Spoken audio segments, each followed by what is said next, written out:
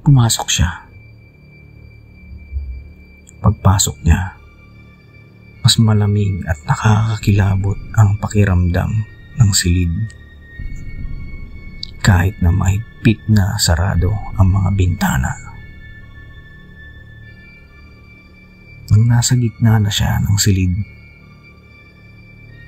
nakakita siya ulit ng mga hugis na gumagalaw sa mga anino.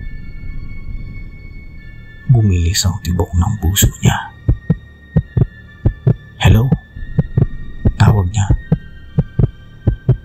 Walang sumasagot. Pero laking gulat niya sa biglang nagpakita sa kwartong iyon. Isang nilalang, maputla at tagos sa paningin. Nakatayo sa sulok. Isang mag-aaral.